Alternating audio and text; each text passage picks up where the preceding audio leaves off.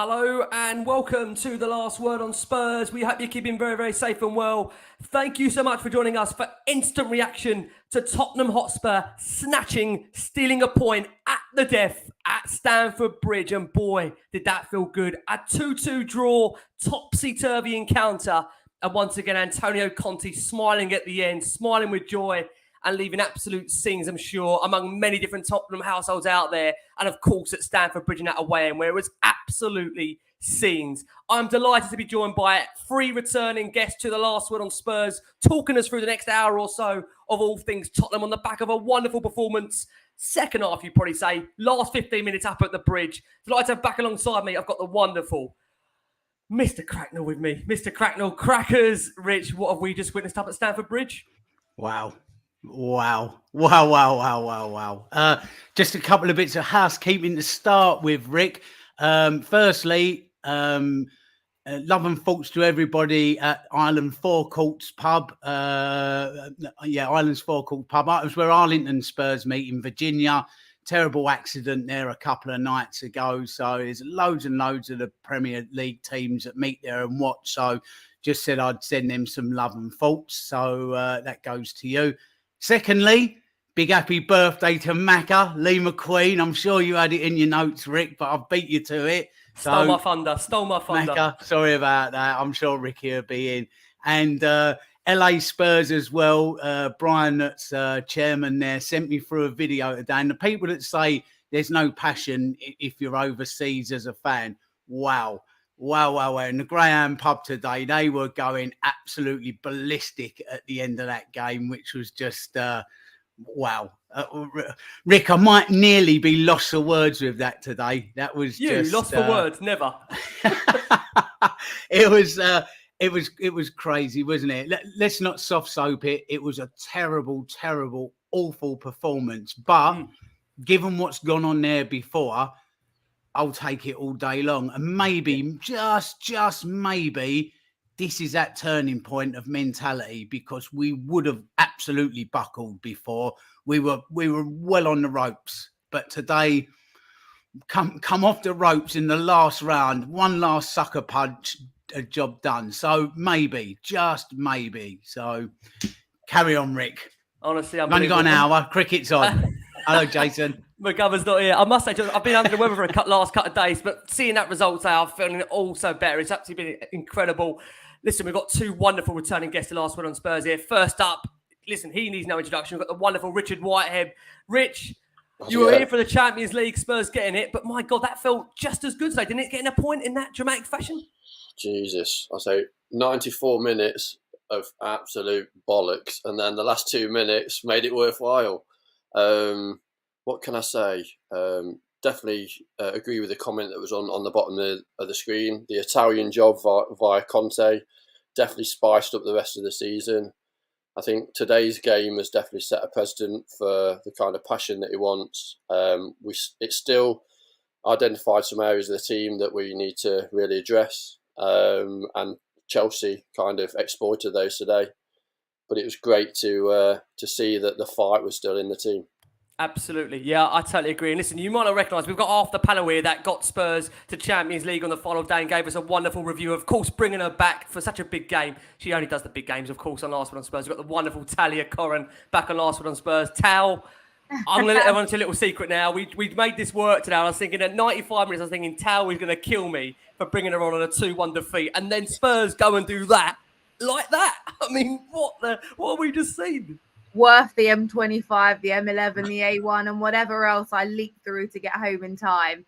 I mean, I feel mentally, physically exhausted because of my day and that game. I feel like we said, it was such an awful performance.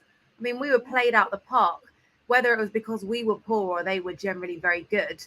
I mean, I don't know, but we turned it around. And I think that is the biggest take of today. We don't want to spiral into, some negative stream, because actually we played terribly and got a point at Stamford Bridge when our record is absolutely shocking. So I think that says it all. The players stuck together, subs, everyone did their job, got that goal, 95th, 96th minute, still going for it. That's the difference, right? We want to better every result from last season. We lost, 4 times to them? back in their back garden, take the point after that performance all day long. Absolutely, yeah, and it is time to get into it. Before we do, of course, a quick shout out to our sponsors for the evening. That's the Beavertown Corner Pin. That is the Beavertown Bang opposite your South Stand. We're very excited to be getting back down there this season for some incredible Spurs televised away games with, of course, the giant telly in the garden, the pre-match DJs playing our fans' favourite, and the beer you can see on your screen right now from Beavertown. We all have a bit of Beavertown. You can already book your spot for the next televised away game, which will be against Notts Forest, when hopefully Spurs are riding this league high. And I tell you what, at the moment, Tottenham incredible fashion to get that point today. You can check them out at www.beavertownbrewery.co.uk/pages/corner-pin. Right, it is time to get into, I know people joked and said this is going to be a 2.5 hour review. So much happened in that second half where it was just absolutely chaotic. So I am, what did Carnage tell? Scenes, absolute scenes. Let's go to Crackers to start off. An unbelievable finish at Stamford Bridge. So much to cover, from the managers to the players to the coaching staff of both sides. But Rich, Crackers, Chelsea and Spurs, we do share a point. Spurs equalising twice to seal a draw in a real heated derby, which saw both managers, as I understand, seeing red at full time. 2 games into the season, Rich, Spurs already 4 points up on last season. Could you have asked for more? Bearing in mind the start we had to that game, and even second half, we weren't that great, was we? Tough one, Rick, because we never played as well as we can. So, as I said at the top of the show, let's not sugarcoat this. We were woeful today. We stunk. Flashes towards the end, but if you can stink and still do that, then there's the embers of a fire, isn't there? There's something smoking in down in the mulch that you're trying to set light to. So, yeah, it leaves you with such a weird feeling, doesn't it? That you've played so terrible, but yet feel so elated. It's that's gonna feel like a loss for Chelsea today, and for us that feels like a win. And I think, had we had gone anywhere else, other than maybe Liverpool and Man City, I would have been really, really concerned with that performance, because you'll only luck out so long with performances. But the kicker and the rider in this is, because we go there and we're so results are so terrible, but I'm having to see through that and see past that performance and take something from that result. Do you get where I'm coming from? Absolutely. Otherwise, if we'd have gone somewhere like Leicester or West Ham and done that, I'd have been not very happy. But this evening I am. Rich, if that makes sense. Because it's so competitive this year, I think those kind of points are gonna be like worth double at the end of the season, mentally and physically. The first half was terrible, like you were saying. I looked at the stats for the first half, and in every area we were losing. Passing, 79% of our passes were completed. Right, John, Rich, as you say that, let me bring up the stats from today's game, and there they are on the screen for everybody. Ignore obviously the full-time score; they're completely wrong. But you can see there, definitely not free to Chelsea. We're going to amend that and bring it back for you. But let's amend that and bring it back. Before we do, though, Rich, generally overall, we talk about performances. Describe that performance in general today. How poor that was from your perspective. We started. Oh, sorry. Which Rich are you talking? Am I Crackers and you're Rich? We're going to stick to Crackers. We're going to go to Whitehead. I'll call Crackers and Rich. Right. For the See that mute button. Let's go to Rich. Let's go to Rich Whitehead, and then we'll cover back round the town, and then go to Crackers. Yeah. Rich, overall today, you talk about performance. How poor was it for you? You go back to the data really, in that first half, mate. So aerial duels, 25% won in the first half. Terrible. Tackles, 40%. So that's why we weren't on it today. From that first whistle, we were behind the game, and they wanted it more than us. I think we just looked scared. I think there was players on the pitch that didn't really believe we could win, or didn't really have the confidence to be able to bring their game. And like I said from the start, there's 2 or 3 positions. Wing backs don't, in that kind of scenario, are those 2 wing backs going to win us? or get us closer to the Premier League title. No chance. They need upskilling. And Højbjerg as well today. Yes, he scored, but passing was terrible. I think in the centre midfield, there was times, and even on the commentary, there was times when there was 4 of the Chelsea players in central midfield to our 2, and we just overran. And then Sonny and Kulusevski dropped in after about 35 minutes, but at that time it was too late. For me, absolutely. Performance-wise, I think today just shows you when you've got a manager like Conte in charge that you know that you can always keep on believing, have that never-say-die spirit, the grit, the determination to see out a result. I mean, that's the thing today, that we just kept on battling. You know, when have Spurs ever shown the resilience, the courage to find a way to come back, you know, twice at Stamford Bridge, and it's Chelsea's first game of the season at home under a new owner and under a manager that, you know, again, we've seen throughout pre-season, it hasn't been ideal. But I think, Tal, coming around to you, everybody going into this game, there's a lot of people saying, you know, Spurs will go and win by 2 or 3 goals to 1. It was never going to be as easy as that. It's Stamford Bridge. It is always a tough, tough place to go. And when you consider that Spurs have scored more goals at Stamford Bridge this evening too than in their previous 7 games against Chelsea combined with 1 overall, I think you look at the case that for me, our bench have made the difference. You know, instantly improving after Richarlison came on, and then again when Basuma and Perisic came on. You know, I would never have imagined digging like that and get a result, and that's full credit to the players. Because I'll be honest with you, as I said, I felt really rough the last few days, but the way Spurs have shown that resilience in that second half, I was bouncing at full time. I don't know about you, Tal. How proud was you by the courage that the players showed there to come back and get a point? I was. I think, you know, this is a fixture like no other, you know, for whatever reason or not. It is just this mental block that we seem to roll over for them season in, season out, you know, and it constantly happens. And as a team, we do well as the underdog. You know, as soon as there's pressure on us, we all know it's proper, snazzy, bottled it, whatever.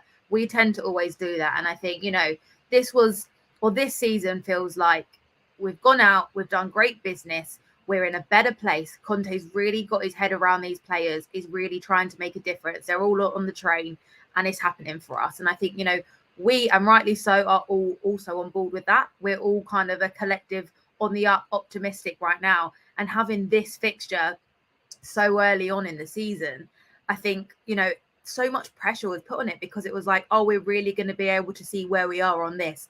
Everything's based on this. So I think it was quite a pressurized environment. And, you know, it's quite natural for them to see that and feel that based on the record that we have. So I think everyone going into it was a bit shaky. And I think, you know, there was so much optimism. And for me, I didn't think we'd go and smash them out of the park because I know Tottenham well enough to not think that really. But, you know, that first half, we were sat there thinking, you know, I don't expect goals on goals, but I expect effort. That felt like they couldn't even control the ball or make a pass or anything. And it was just crazy. And apparently, you know, Conte's on the touchline saying, calm down, calm down. And you could see it was like frantic. No one had composure. There was just nothing that was going right. And it, I think, just felt like if we get that in the second half, there's no chance we're getting anything. And I think that then kind of half spiraled into everyone being like, well, we haven't changed. We haven't done these things, you know. And then it did feel like a game of 2 halves in that sense. You know, overall, we really didn't play very well. But I think from a mentality point of view, and like you said, as soon as the subs came on, Perisic with the corner, Basuma was doing bits, Richarlison too, you know, they made a difference. And it really felt like, you know, the squad knew what had to happen together, got the equaliser. And that's huge, just for team spirit, for collectiveness, for everything. So I think it doesn't have to be this huge bearing game in terms of like where we are amongst the others. But I think that ultimately it's a great point and we will look back and be like, unreal. Smashing. Yeah, again, I have to go with you, Tal. Reiterating that point for us that we're already 4 points up on last season. We've only had 2 games so far, and that just shows you how critical those 4 points could be. No matter if it's a, you know, cementing top 4 or dare I say challenging for the league. What I love about this Spurs side at the moment is there is a real resilience there, and that's not always been said about Spurs teams going to Stamford Bridge when they've got a goal down, and then again the last final 10 minutes to have to mentally recover yourself at Stamford Bridge to find a way back. For me, that's probably one of the most impressive things about Spurs, the way that we've shown that character. Cracks, to come round to you. I think another great thing about today for me was that Conte showing this almost willingness to adapt to in-game management. Now, we've spoken about a lot of managers down the years where with Spurs, under Pochettino, under Nuno, under Mourinho, where these managers have really struggled to be able to make in-game management decisions to sway a game. And the great thing today is that, we talk about a manager looking to change things quicker than ever before. Today, we saw the introduction of Richarlison, very, very honest that second half. We saw Perisic, we've seen Basuma come on today.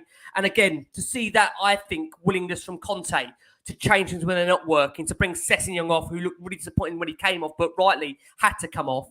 How pleasant is that, Rich, to see from a manager his willingness to change the game when it isn't working, and ultimately Spurs being profited out of that to get a result? Yeah, it's good to see, but to be a little bit picky with that, Rick, we've tried to go with a low block in that first half in a system that doesn't really suit that. There we are with like a 3-4-3 and trying to low block. So I don't know why we didn't go to a 5 in the middle and try and counter that. We just couldn't get out. It wasn't working. So, I mean, Conte did.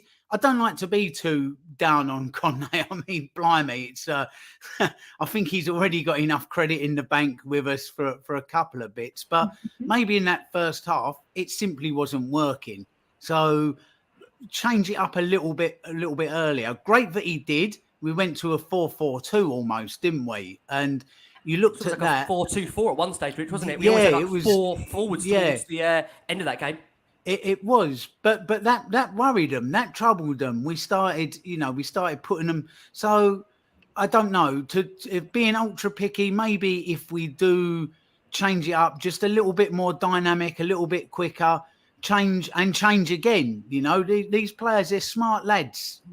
There's no reason why we can't go in and out of different formations. In different sort of key areas and stages of the game. So, I mean, the worrying thing for me today, Rick, was on 2 minutes in, and we got that breakaway and with Sonny, and where we would have normally really gone for the throat, we just seemed to turn back and we lacked a bit of conviction, and that really worried me. On 2 minutes, I thought it's still there. That fear of going to Stamford Bridge is still there in elements of that squad and that team, and that was a real worry to see that. We just got to learn to be a bit braver. Still got to do it. Maybe, as I said at the top of the show, maybe this might give them the belief that being brave, it can be done.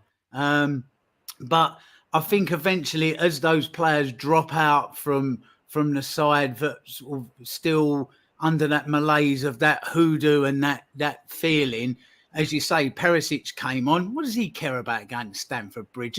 And Richarlison, that's not there with them. So absolutely. As you do bring these players in, that mentality should start to shake off. But that was a disappointing element today. I was quite shocked that we went there and we were so inverted and so introvert, if you like. Again, I really thought Conte would have knocked that out of them, but I don't know. Once you cross the white line, and then it's just you and your own faults, isn't it? And your own mentality as such, you can be spoken to all week long, as So it is, and and again, there was some disappointing performances with today. Sonny today was just absolutely was woeful. Let's call it what it is. He was woeful today, and if we're gonna make omelettes, we've got to break some eggs. And if he maybe needs a rest and come out the side because he's not tearing it up, so be it. So be it. Same as Kane, same as anybody else. Any player, if they're just not cutting the mustard, there's depth in that squad now for somebody else to come in and have a go. We've got to be ruthless. I know it's Sonny, I know it's Kane, but them days are over now. Nobody's getting in because they are who they are. They just can't. So as I said, it was good to get back into it and dig in at the end. But that was a worry. That on 2 minutes and that formation until we changed it. Yeah, I mean, let's say we are going to discuss the aftermath, because I think that again really centres around so much of this game. Richard, coming round to you, I mean, from what we understand, it all started with Mateo Kovacic. Antonio Conte barging him in the tunnel, which then led to Kovacic arguing with Spurs' coaching staff. Now, after the game, Conte was asked about the clash, and he said it's not important. It can happen when passion is high from both sides. The celebration was very clear as to what this game means for the two clubs, maybe also for the two managers. And then furthermore to that, Tuchel, coming into his post-match press conference, he flashed his bicep with a smile at the press conference and said, from him, nobody got hurt. It's no big deal. He really played down the significance of the spat. He said, I don't have bad feelings. I'm sure he won't. It was just so close and such an intense match, and both dugouts were very close. I enjoyed it, the derby intensity, and I think he did too. Nothing bad. I mean, Richard, what did you make of the aftermath there? Did you love it being a Spurs fan and seeing our manager, Antonio Conte, there being really passionate, showing that desire to really never back down? I know Jamie Carragher after the game said he loves that passion from Conte. Rich, do you love seeing that from Conte? That 5 minutes was better than the 96 minutes before, I tell you. It's awesome to see the commitment, though, isn't it, from all the staff as well as the manager, and you can see that buy-in. They're all kind of watching each other's backs, but you could see throughout the game, obviously, when they scored, Tuchel ran the whole length of the touchline across Antonio's path, and then obviously there was lots of altercations where they both got booked, and then obviously at the end when they got sent off. These are going to happen when you've got these really high-pressured situations where Conte, obviously, is a serial winner. He doesn't like losing. He doesn't want to lose. Losing is not in his DNA. Tuchel's now had this kind of mentality of winning trophies with Chelsea. Look, they played us off the park today. Clearly, you look at all the stats or the data show that they played us off the park. And we got a draw out of them. That's going to really piss them off. And also show that Spurs are in it for the fight. We just need to be a little bit realistic and say, look, there's some players here that if our ambition is to be higher than fourth, then we need to still upskill certain areas. That obviously, that attacking midfield role that we've talked about season after season, obviously when Eriksen left, he needs to be replaced. And obviously those wing backs, massive issue. Davis wasn't very good today. I think... obviously, last week against Southampton, he was a very, very good, competent player against a team like Southampton. Against a team like Chelsea, he was average, like even worse than average. Gave the ball away, didn't really do anything positive for me, and there was a lot of players having to kind of get back in his position and help him out when he was overloaded. Absolutely. Yeah, let's come over to you, Tal. I mean, listen, after the game, Tuchel from his perspective said both goals should not have stood. Only one team deserved to win. That was us. Since when can we pull a hair in a football match? They checked and nothing happened. Absolutely ridiculous. He said, I have no idea how their first goal is not offside and how one player, like I say, can do that element of action. We were brilliant. We deserve more. He then went on to say that Bentancur, 3 or 4 technical fouls and then fouls Kai Havertz in the build up to their goal.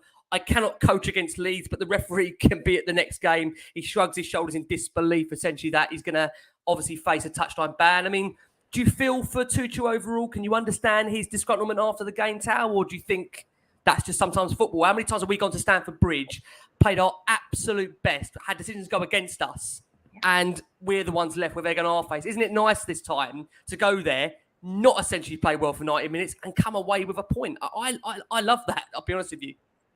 Boo-hoo, crying for Chelsea. As if. No. I mean, look, that is part and parcel of playing the game.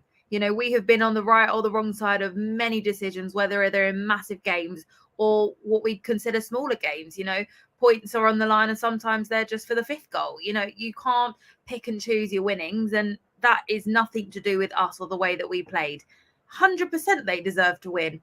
They were so much better than us. I don't think anyone is disputing that. Even Conte, I think, tried to avoid the question because it's obvious they were far better. He's not going to turn around and be like, yeah, my players are shit. But of course they were better. They, you know, played us out of the park, and that is great. But it makes this so much more enjoyable because it's bittersweet in that, you know, we love the passion because I think that's something that we've lacked. And like we said, we have always lacked the mentality. You know, we've played good football, we've played bad football and everything else in between. But We have never been winners. We have not had winners in our team. We've had gone from inexperienced, youngish players to never recruiting the big names and, building up that way. So we've never had that dressing room where they've been able to scream, we're winners and this is how we do things. And I think we've all, seen that for years. And Conte was that answer for us. We thought it was Mourinho and it wasn't. And now Conte is doing that. And we've all seen in, really the quite short amount of time that he's been here, what an effect he is having on the players already. So no, I absolutely love that passion. I think, look, he's not looking for a headline either. It's not like Klopp when he's complaining about the wind and all that rubbish.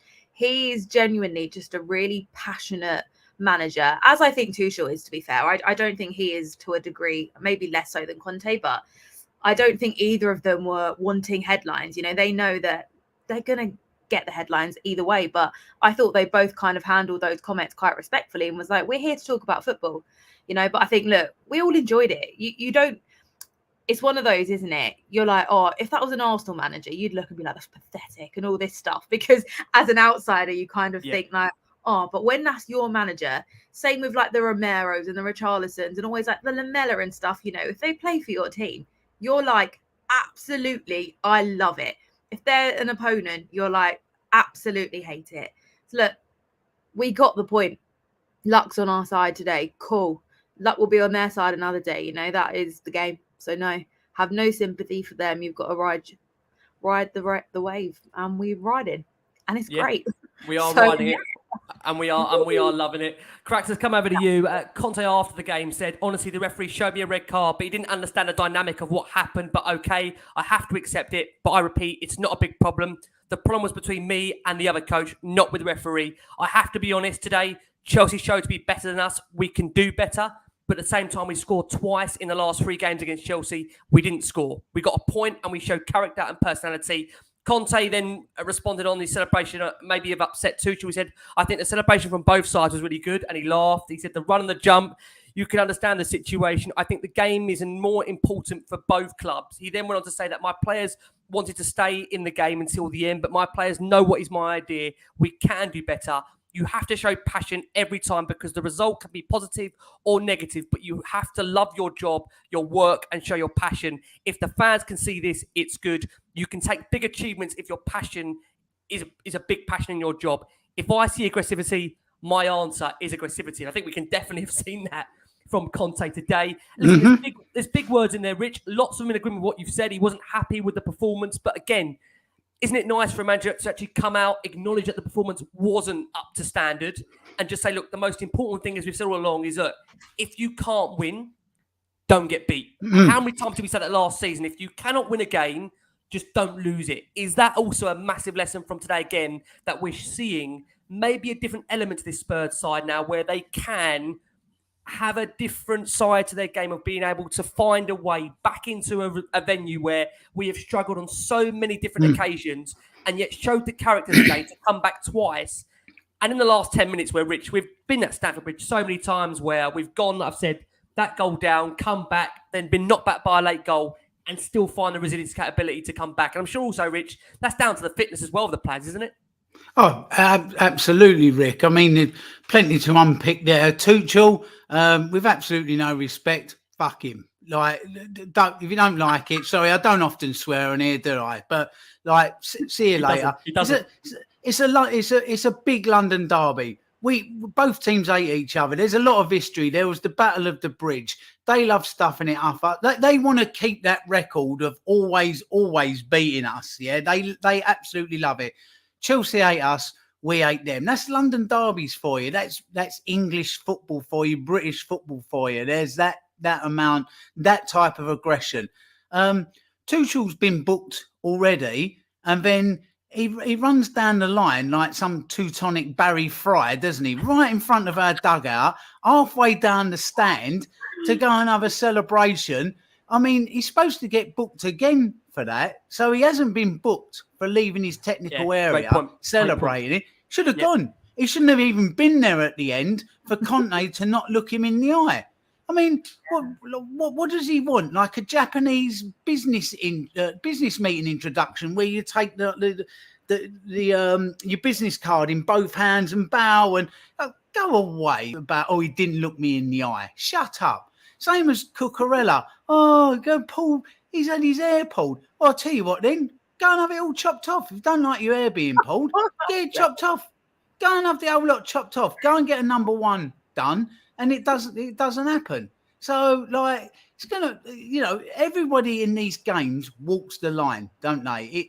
This is exactly what we've been missing, was a big pair of kahunas in these games. Like we said last week, Rick, Romero, this is what he does. He'll pull his hair. There'll be a slight dig. There'll be that walk the line, walk the line, walk the line. He's going to get caught a couple of times this season. He's going to see red. Conte walks the line. He's seen red today. But you ain't winning nothing if you don't walk that line and you don't cross it sometimes, because when you don't, it just gives you that little advantage, just gives you that last little edge just to be able to get over the line and win it. Look how nasty Ferguson's Man U was when a decision was given that they didn't like. 7, 8 of them all around the ref. Roy Keane literally spitting in a ref's face. He was that much in it, and the Nevilles. And this is what winners do. So it's lovely to see. You just got to take it that far and not go over the edge. It's just getting it to the rim, but not spilling a drop. Do you know what I mean?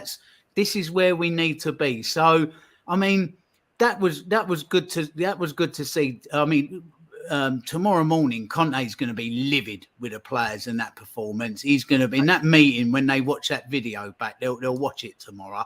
He is going to tear lumps out of some of those players for what they've shown. And I should think he'll probably pull 1 or 2 of them individually, quietly on their own, and just say to them, if you think that's the standard of performance that's going to keep you in my team, then, like, sorry, soldier, see you later. You're gonna be gone. He will not accept that performance. But that collective spirit that we show can take you like where it's taken us today, literally, and dug us a draw out. So I have to say as well, Mike Dean today, wasn't it, refereeing? It was fantastic. Taylor. Sorry, Anthony Taylor. Yeah, thank you. Mike Dean was on the bar. Anthony Taylor on the Anthony Taylor on the field. I thought he was fantastic today, because he got that it was a passionate derby. He knows that there's a little bit of history and a little bit of needle, and there was a few tackles that went in that normally they get blown up for, and he just played on. And I thought the game flowed really, really great. Not that we was in it much, but he let a hell of a lot go, and it was good to see. It made for a good, if you was a neutral, what a fantastic game to watch. Absolutely unbelievable. It had everything. Yeah. So yeah, it's a London derby. It's Chelsea, Tottenham.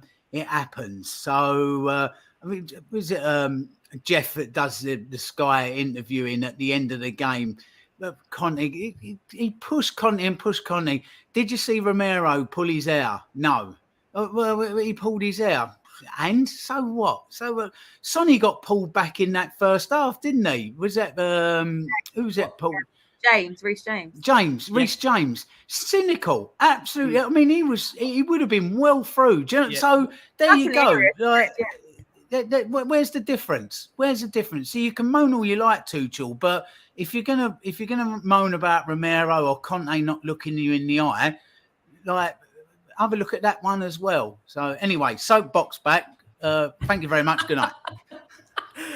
I want to come around to Richard. Rich, just in terms of Conte's post-match interview there, I mean, listen, are you pleased to hear the fact that he wasn't happy with that performance? Again, I think he does say all the right things that we think as fans is obviously always a nice thing. I mean, normally with Spurs, it does feel that generally with the performances, you will get an honest verdict from Conte. And the fact that he says that's not up to standard today, and yet we've come away with a point at Stamford Bridge, does that please you to hear the manager say, we have to want and we need to always strive for more? Yeah, clearly, and obviously agree with what Rich said as well. There's a lot of players that are going to get pulled into his office and kind of digest obviously how poor they played today. I think the second half was better, but I think Richarlison, Perisic, obviously them coming on made a massive difference. It's really interesting around the players that he's brought in. around, they've been 6 foot plus, so obviously strong in the air. Also, Richarlison, obviously Perisic, they've got that little bit of bite in their game, and so have most of the others. Even Spence has been known to kind of leave his foot in now and then.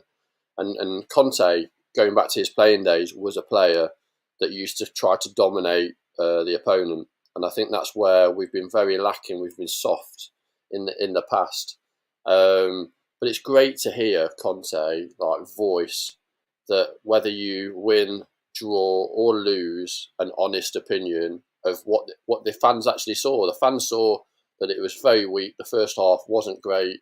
There was an improvement in the second half. Still wasn't up to Chelsea's level. We took away a point, which was brilliant, and we need to move on. We've got some really key games coming up, and we need to continue to build. There's still time in the transfer window to make some additions, get some of the players out. I think Lo Celso's maybe signed for Villarreal today on loan, so glad he's gone. And some of the players need to kind of go to give us a little bit more room in the squad to add real quality that can reach us up that next level. Yeah, absolutely. I totally agree. Well, listen, guys, what we will do is we are going to go for our first break of the show for our listeners on audio. Next, of course, is coming the story of the game and discussing the players' performances. Now, you wouldn't know about them this last season. We'd like to say they are back on Last Word on Spurs. That can mean one thing. That, of course, is NordVPN. We all have a bit of NordVPN in our lives. Now, Nord, of course, we call them the Harry Kane of VPNs. They are kings in their business. Of course, they're a virtual private network which allows you to scour all of the wonderful world of the World Wide Web. Now, we always jokingly say on with regards to Nord that from the perspective of, listen, if you want to be able to watch football in terms of all different locations and countries, if you want to be able to watch Love Island in all different locations and countries. I know Tal was watching Love Island in the summer. Rich definitely wasn't watching Love Island. Crackers might have been. He might have been dipping in and out. I can say by that face he wasn't. Rick, I gave you that story. Rick, you know what Nord does, don't you? It allows you to pull the internet's hair without being seen in the box. That's what Nord is. It allows you to pull certain websites and the internet's hair and not get sent off for it. That's the way you do it.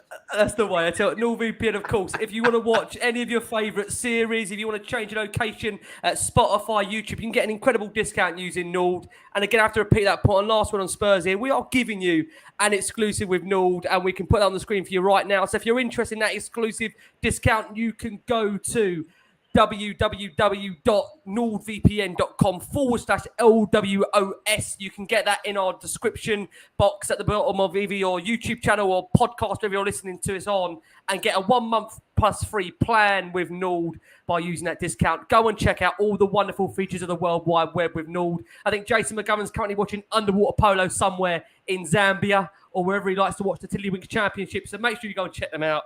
I know we're going to crack on with the second half of Last Word on Spurs and get into the game itself. Now, we'll bring the team up from earlier today that was selected. We were unchanged for the game, and we'll come round to Tal for the lineup. So, Tal, see it on your screen now. We had Lloris in goal with the back five. You can see there the two wing backs of Sessegnon and Royal. We then had the back three of Davis, Dyer, of course, and Romero, of a midfield of Bentancur, Højbjerg, Son, Kane, Kulusevski up top. Now, interestingly, many will pick up the fact that Jed Spence actually travelled with the squad, but Conte decided, according to Football London, to go with a more balanced bench rather than having what would have essentially have been 4 right wing-back options on the bench.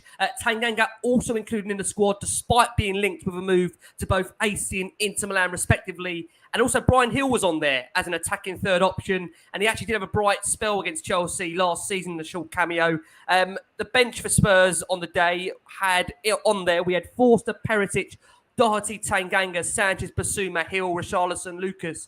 And you'd probably say, Tal, if you agree that maybe the benches for Spurs were definitely the difference today, to be able to have those options to bring off the bench rather than maybe who started the game.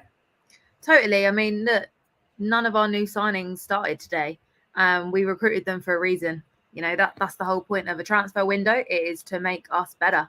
And we all know that last season we were not able to compete with the big guns because we did not have the squad depth to do that. I think, you know, I can't remember really the last time we looked at our bench and thought this is really strong or this is good. That hasn't happened for us because we just haven't had the depth. And I think with 5 subs as well, it was imperative that we did go out and get a bench. Otherwise, what's the point? I think it's already a rule that's kind of uneven, and that your Cities and Chelseas and whoever who have a ridiculously strong squad are going to benefit massively with 5 subs, and we can't even field 3 subs. So you can't compete with that if you can't do that when you're actually allowed 5 subs. You've got to make the most of that for the most part. Of course, depends how the game is, but look, I think it's a really clear example of why we did go and do that business, because 3 of the new guys came on today, and I think every single one of them made an impact. Without Perisic on the corners, we wouldn't have scored. I think his balls in were amazing. I mean, I did tweet something funny earlier in that, we are shocking at set pieces. And I think since the technical or the set piece technical person's come in, we've looked worse, which is hilarious. So, yeah, but he changed the game. Richarlison as well, straight in, shithousery, such an upgrade.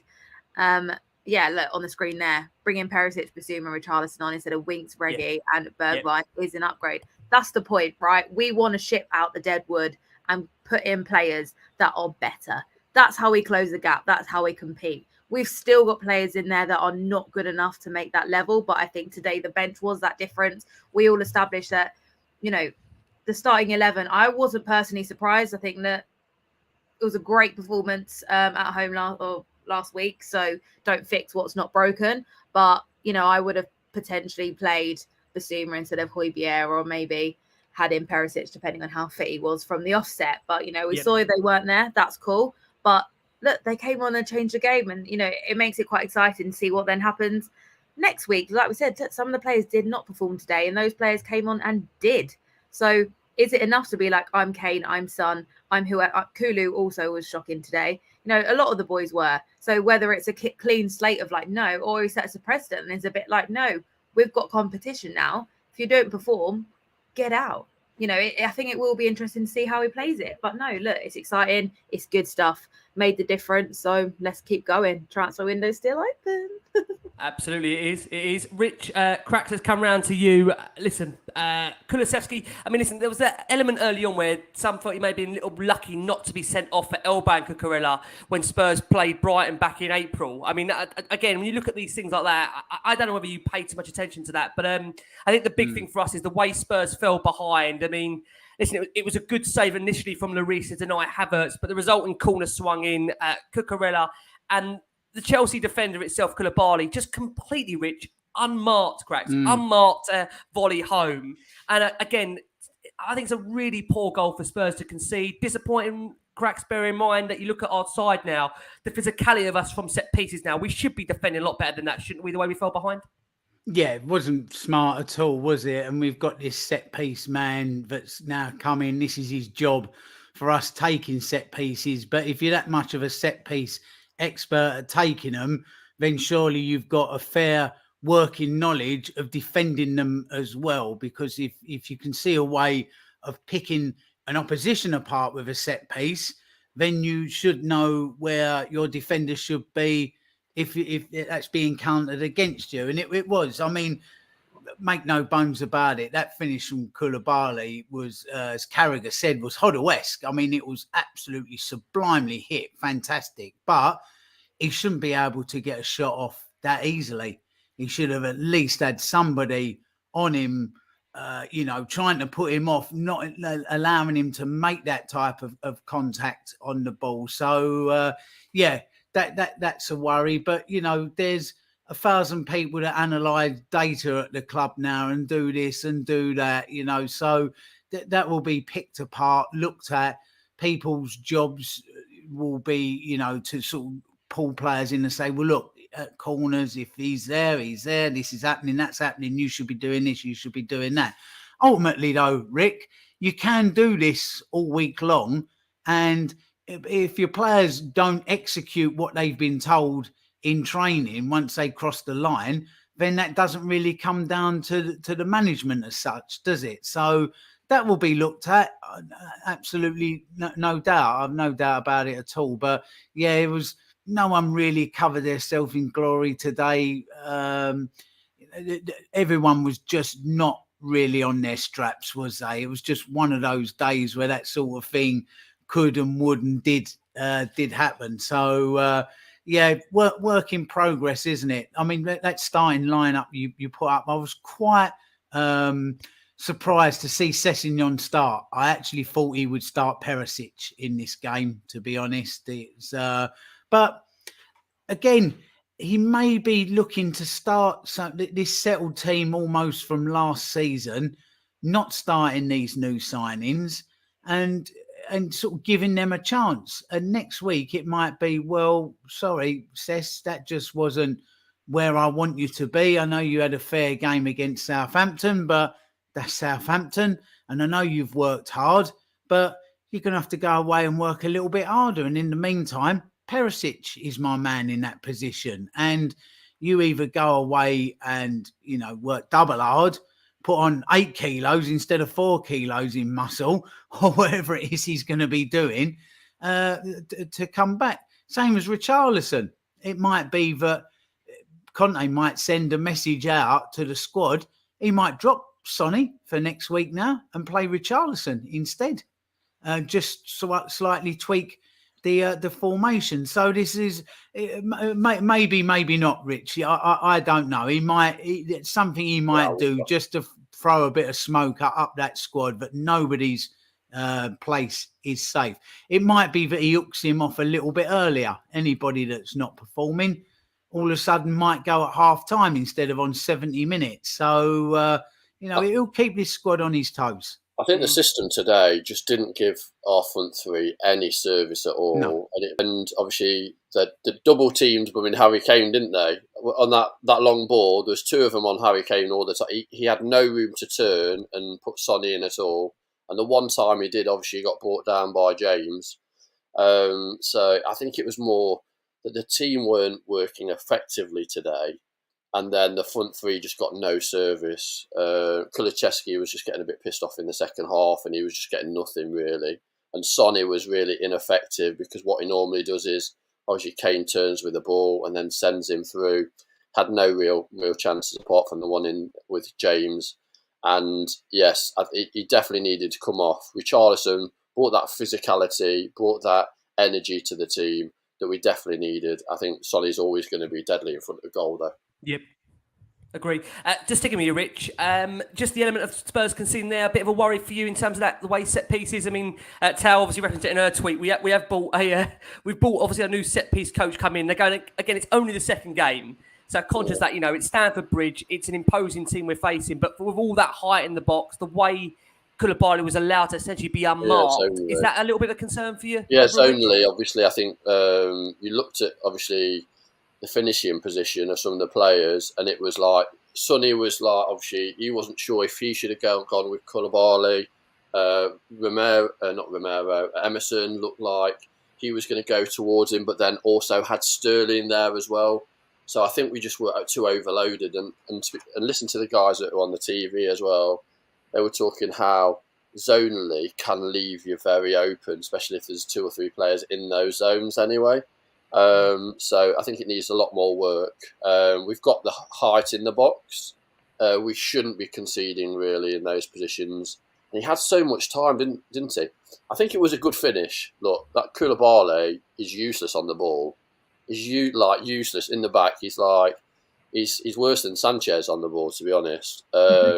For me, he's a strong brute of a player, and just was a bit lucky. He had a couple of goes apart from that, and they were miles off. So I think it was just a bit of a lucky strike. I'm not sure Hoddle did it more than once. So yeah, no, I agree. No, I totally agree with what you're saying there, Rich. I mean, again, listen, it's early days, so trying to home in and focus on set pieces right now. We're second game in. The players are taking in a lot of knowledge right now from Conte. The fitness levels, as we know, are right up in comparison to last season. But Tal, to come to you, we saw a big chance for Spurs to equalise. Sessegnon put through, but he took almost a moment too long to get the ball under control and then fire it at Mendy, and his effort was saved. And then we saw obviously then a quick water break, Spurs reverting, as we mentioned, to then a back 4, but essentially at one point, like a 4-2-4. It seemed we had Davis and Roy was the fullback, Son wide left, Kulusevski wide right, Richarlison and Kane up top. Now, many people have criticised Spurs for not going to attack enough at the bridge.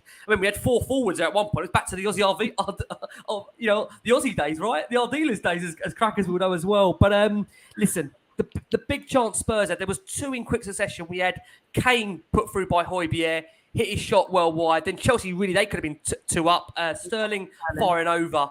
And then we come to the contentious moment. Now, this is almost like a different phase of play, so you have to bear with me, because Bentancur wasn't penalised for, if we're being honest, it looked like a clear foul and a booking on Havertz. Now, the referee waved it on, and the resulting move then carried on. Højbjerg, listen, I think Højbjerg would admit himself, he's not really one for finishing, but boy, did he hit that strike sweetly. It was an absolutely beautiful strike into the bottom corner. And then, as we saw, Conte charging into Tuchel, sparking the touchline melee. I mean, Tal, listen, Stamford Bridge is not always a happy hunting ground for Tottenham. What was that moment like for you when Højbjerg scored that goal? I mean, everyone in my house just shot off their seats, running, scream, classic, as you do. I think, look, when you play so badly, and we didn't have very few spells where we were like, oh, come on, do something. There was a little bit at the beginning, and other than that, it was such a boring game. So, getting forward again and seeing those passes, it was like, yes, come on. I think we all got hyped up again to that degree to be like, yes, come on, play those balls, be braver, make the passes. And that, I think it was Højbjerg who gave Kane that ball when he missed, wasn't it? And I mean, he wasn't having a great game like everyone else, but that pass was absolutely superb. And, by Kane standards, he shouldn't be missing those. But he was gutted. We were all like, oh, you can't be missing that. It could be 1-1, but like you said, you go to the other end. Sterling easily could have scored that, and you can be like, oh, it's 2-1. But look, Højbjerg's finish was phenomenal. It was good. Look, you've got to have balls to do that as well. Absolutely. I mean, look, it's not working, right? And he could see it's not working, and to think, do you know what? I'm going to go for it. Let's do it. Because how many times do players, take shots and then Kane or Son turn around and they're like, why did you do that? Because they're selfish and want to be scoring and think they've got better odds of doing that, which is true. And I think I saw Kane in that shot as well. He just turns around and he's like, yes, because I think, not in a rude way, but you probably don't expect him to finish those kind of shots a lot of the time, especially at the bridge. So, no, that was great. He's not scared to take it on, is he, either? He's not scared to take it on. No, he's not.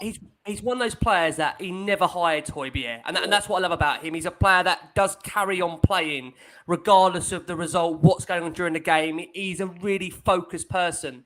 And I love him for that, Højbjerg. I know, again, Spurs fans have been split on him last season. Again, I think the issue with Højbjerg that he's been worked so hard over the course of the last few seasons where there's not been enough players to basically be able to have an alternative to the role. And that means the guy's just almost worked to a degree where he never really gets a break. And I think we've seen that through the amount of minutes that he's played so often this season. And again, credit to him. You need leaders, you need characters to step up, and boy, did he do that. Cracks, to come over to you. Listen, I'll be honest about it. Bentancur, I think he got a toe on the ball, albeit he did get a toe on the ball, but albeit, to be honest, he goes through Havertz to get the ball, and that really is what you would maybe say does result in it being a foul. But ultimately, Rich, listen, it's a great finish from Højbjerg, isn't it, Cracks? Great finish from him, and what a moment to bring us level. And I'm so glad that goal counts for that, because it was such a great strike. It was a fantastic strike, and when it showed you the replay of Bentancur's tackle, the ref is absolutely looked like he's there. He's focused on it. He's seeing it. He's seen the toe on the ball. Okay, he's had to go through him slightly to make that tackle, but this isn't a non-contact sport, is it? And it's well timed. He's taken the ball, and then just his momentum has carried him through. So for me, there's no foul. I can't see where that is a foul. One week it's given, and the next it's not. It's the consistency of that sort of thing's a bit off. But for me, it isn't. Not in a full-blooded London derby. It just isn't. And then along comes the dustman with such a lovely strike. It really was. And, he's a bit in and out. He divides opinion, Højbjerg, doesn't he? But he does give you all he's got. He really does. Long term, maybe that's not going to be enough to go places and be where Conte wants us. But in the meantime, I don't know. Some weeks he does frustrate you, and then other weeks he'll give you something like that. So No, absolutely fantastic. I like him. I personally like him. I think he's one of them types of players, a bit like Davies, but squads need. There's a few players Totally like agree. that every squad needs. They'll always dig in. They'll always give you something. Totally agree. So in the meantime, until we go out and buy somebody that is better, he'll do for me at the moment. But I've just having a little scroll through and giving you some live as it happens news. Chelsea fans, within an hour of the game finishing, set up one of those change.org petition things asking for Anthony Taylor to never referee a game for them again. And it already has 10,000 signatures. So well done, Chelsea. You've just joined the ranks of Liverpool and Arsenal in the country's most whiny, whingy fans. Oh, sorry we went there and took a point off of you today. Really sorry about that. Grow up. Take it on the chin. Own it. Like you've got done today, basically, without getting done. So, you love to see it, don't you? Cry more. Absolutely, you do love to see it. Just want to come around and Rich and get your view on Højbjerg today, because that's a big goal for him, and we have to say overall today contributed by playing a lovely through ball to Kane that ultimately that could have resulted in a goal, and then I say grabbing an equaliser at a time, Rich, where let's be honest, the game, as we've all said, we haven't performed well today. He steps up, provides a moment of genius. Where are you for you, Richard Højbjerg? Do you think he's still a massive player for Tottenham overall this season? If it's not for maybe a playing sense to some degree, but as a leader in that changing room, someone like you that is so invested in people, leadership, skills, where does he rank for you? Yeah, he's obviously got great leadership quality, and I think he's got great leadership qualities that obviously sometimes his skill set kind of just hides a little bit. He's obviously not the best technically. Obviously physically sometimes it gets him out of a little bit of trouble, but also gets him booked. I think today obviously he pounced on a mistake in the box that then obviously led to the goal. Great strike. I think he's never afraid to take on those options. For me, Højbjerg is one of those positions where if we wanted to just stay at that kind of fourth, then Højbjerg is a player we're going to use quite a lot. If we want to kind of move up the table and then do something really strong in the cups, when we're playing against teams like the Chelsea's, Man City's and Liverpool's, is he going to give you that kind of bite in midfield? I'm not sure. I think he's just technically on the ball, he's lacking. Where obviously the fight that he's got, that shows the true leadership, and that's why he's great to have in the team. But today, like the 3 or 4 players that I've said before, the 2 wing backs, Davis and him, they're the positions that I'd really look to kind of add value in the market. At least 2 of the areas. Højbjerg for me as well has been a great servant up to this stage, but is he going to take us any further? I'm not sure. Interesting. No, I mean, listen, that's fair. And say Højbjerg today, massive player to step up and bring us level. And then, as we then saw the 2 benches squared up to each other, Tuchel to voice his absolute displeasure. And then at that point, we saw Conte and Tuchel both booked. Tuchel absolutely seething, but Spurs at that point were level, to the joy of us all. Now, Chelsea being Chelsea, they go back in front. And I'll be honest with you, coming over to you, Cracks. Actually, I'll come over to Tal first and I'll go to Cracks. Tal, Spurs' defence all over the place. Absolutely all over the place for Chelsea going back in front. Sterling panning James, and he fired it underneath Lloris as the Chelsea man kind of got his body to kind of shoot the other way. But he kind of, I think, dumbfounded Lloris to some degree. And then, as Crackers says here, we see Tuchel run down the touchline, almost Mourinho-esque at Old Trafford, already on a booking, and yet nothing done. I mean, the timing of the goal, Tal, that's enough to kill off so many Spurs teams in the past. Gut-wrenching at that point when that goes in? I mean, it's just frustrating, isn't it? Because, look, they should have been more than 1 up, far beyond that. But you think, you get momentum when you score a goal. It's all about timing, and we scored at a time where we had time to go on and win or go further. It was at a time, it wasn't the last 9 minutes of the game.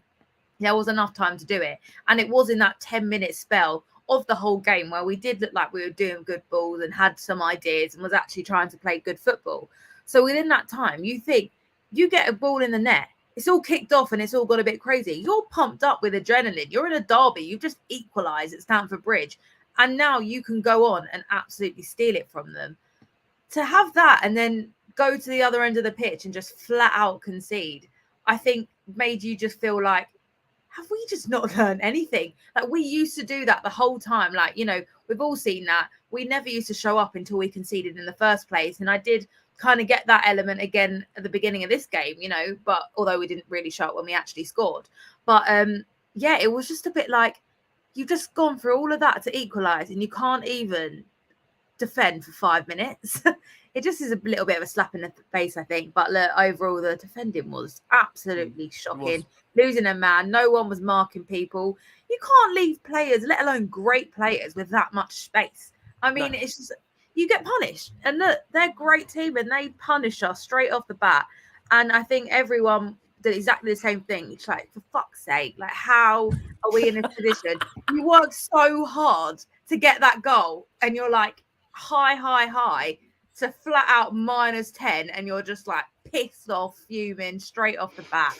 And then you're just thinking, Tuchel's an absolute mug. He is, you just think in your screen, you're like, I hate him. Yeah. It's the timing as well. It's the timing, and it's Chelsea, and it's Stamford Bridge. All of it. No way. But that goal, that second goal for Chelsea, came out of exactly what they'd been doing all game, though. Everybody, it was Straight to Barry. They were Justice winning. Aurelio Gomez. Well done, Barry. Yes, Barry. Yeah, Justice Aurelio. The man. Have you ever seen a man wince as much as Aurelio Gomez? Like he'd go in, he'd get one small kick. Oh man, it was 10 minutes he'd be down for, wouldn't it? But no, I mean that Chelsea second goal, that came out of what everything that was wrong with Tottenham today. Every one-on-one battle, every personal battle we lost today, and Kulu got bodied by who's it scored Chelsea's first goal. I'm getting old, Rick. My memory's going. First Chelsea goal. Was Koulibaly that bodied Kulusevski, wasn't it? He's taken the ball off of him.